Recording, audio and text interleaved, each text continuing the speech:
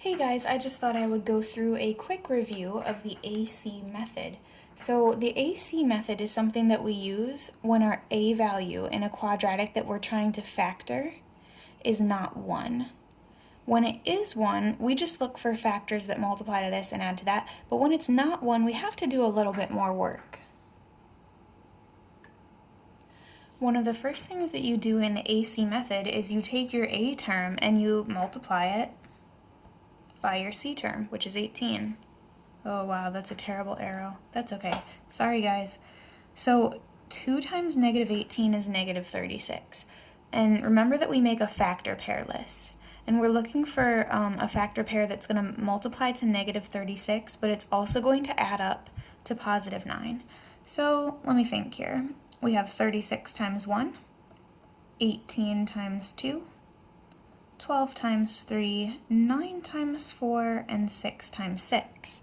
Now remember, if they're going to multiply to negative 36, one of them is going to be positive and the other is going to be negative. And that'll help us make it to where it adds to 9. The factor pair that you should use is 12 times 3. And we could make this work if we broke the 9 up into a positive 12, 12x, and a negative 3, or 3x. So notice that I really haven't changed anything. I've just used A times C to rewrite my middle term, my B term, in a different way.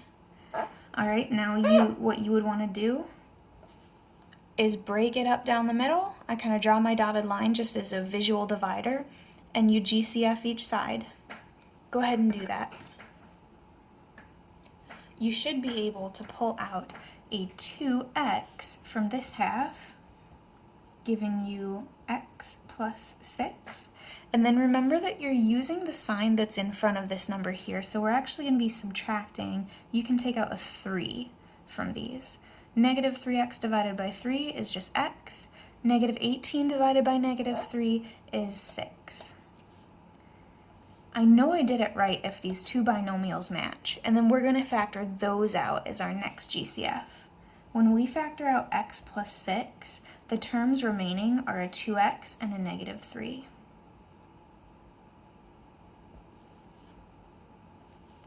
Okay, that is how you do the AC method. If you have any other questions, feel free to contact me.